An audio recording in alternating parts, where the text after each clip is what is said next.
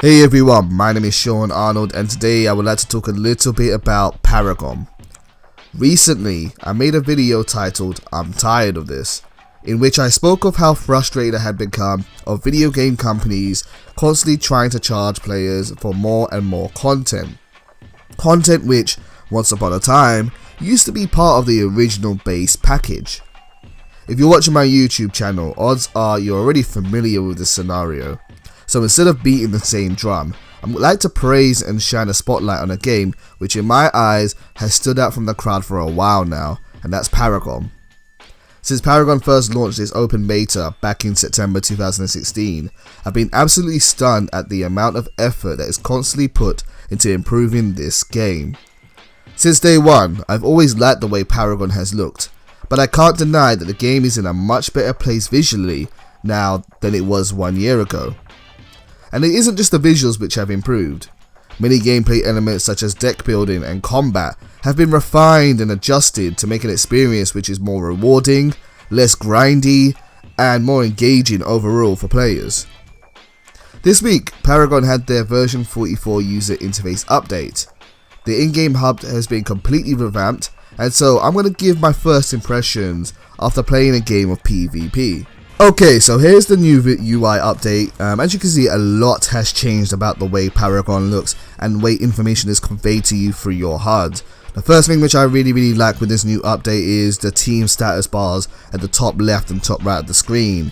In the top left side of the screen is your team portraits, and the top right screen is your enemy portraits. It conveys information such as which enemies are alive, which enemies are hidden, and which enemies are revealed. And that's a really nice way to kind of look at them without having to look at the map to kind of see that information, or looking at the time bar to see who's alive and who's dead. What I like about this the most though is that it shows the health and mana pools of your whole entire team with just a single glance. I think this is a really good piece of information to have for team coordination, particularly if you're playing a support hero or a jungler. A jungler needs to know which of their teammates are low on health so that they can go and assist them in lanes, whereas a support hero needs to know who to focus on and who to support by looking at their health bars or their mana pools to help them recover or provide some kind of beneficial effect of escaping.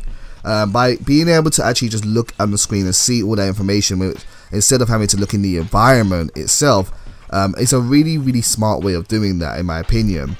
It also changes and adapts depending on how low you are in terms of your health. So if a character is really low in health, they actually glow red for a bit, showing that they're in a bit of trouble. It's a really great visual idea, and I think it just conveys that little bit more information which will help with team coordination. I think it will particularly help for ultimate attacks as well, for heroes like Aurora who need a significant amount of mana in order to do her ultimate and then activate abilities after. By being able to see each other's mana pool, you'll be able to see if it's a good time to initiate a team fight, or it's a good time to run away and hide and recover a bit more. Moving on from that, what I also like is how the health bar and the mana pool has been put to the top of the screen. I say I like it. I don't like it, but I don't dislike it either. I'm fine with it either way. It's something which I will have to get used to, because it used to be at the bottom of the screen, but I think it's fine as it is. Some people have complained about the brightness of the bars in terms of the neon lighting for the health bar and the mana bar, but I think Epic might change that, particularly to help those with color blindness, to make it easier for them. It's something which I'm not quite used to yet, but I will get used to. One thing which I do really like though is the new bar that appears when you're trying to attack a tower. As you can see, the enemy tower has a bar, which is an orange bar on the screen, that shows its health, and it also shows how many minions are there to support you. This is very important when you're attacking a tower, because if you have very few minions, the tower is going to start attacking you. So by seeing that you have so many minions available to you, you can easily run away, and I think it's just a better way to convey that information rather than the icon that they used to have before. Other from that, what I also really like about this new visual update is how global information is conveyed on the right hand side of the screen. On the right hand side of the screen underneath the map, there are objectives listed such as Kill Fangtooth. These objectives are global objectives which in the past you had to kind of just know they existed to know how to utilize them. Fangtooth represents the raptor camps and it's the new name for it, and then you also have things like All Prime as well. Now, in the past, if you wanted to best utilize the Raptor Camp and All Prime, you had to do their spawn times. A Raptor spawned at 9 minutes in, and All Prime spawned at 17 minutes in, and then they respawned on a regular basis. You would have to go or visit the camps directly to see if they were up, or you would just have to know if they were up by remembering their timers off by heart. Now the game just instantly tells you that, and I think that's a really good thing for newer players and for communication. As you can see, that objective is big on the screen that says kill Fangtooth. Go and do it because it provides a good buff for your team. And as you can see also on the screen, there's a huge icon representing Fangtooth that shows that he is available and ready to go and fight. I think it's a very good way to convey information because it allows you to know what you should be focusing on a bit easier without actually having to type it out or tell it to people directly, which is a little bit more impersonal. Speaking of that communication between players, when you talk to players using the ping messages now, they also appear on that side of the screen. It used to be that if a player wanted to say something like good job, it would appear dead in the middle of the screen, and this was abused a whole lot for sarcasm and to annoy people. But now that information is put onto the right hand side of the screen, and it's a lot smaller than it was before, but it's also done in a way which is elegant and quite neat. I really like the way this information is now conveyed because it's important to have this information and communication, but it isn't something that needs to be so obtrusive. And that's what the problem was with it before, where people were spamming messages to kind of annoy and frustrate others instead of actually using it for the purpose of communication. Now you deliberately have to look at that side of the screen to look at what other people are saying in order to kind of coordinate yourself. What I also like about that is, which something you won't be able to see here, is you can't really spam the messages anymore. I'm sure if you play Paragon before you might know this, but people used to spam messages sarcastically like good job, good job, good job if you had died or done something wrong and people didn't like it. Well, now it doesn't spam it too much. Now it just has a multiplier that says good job times 3 if people are spamming the message. And I think that again, that's just a little bit less intrusive on your gameplay style, and hopefully it would deter people from abusing messages incorrectly.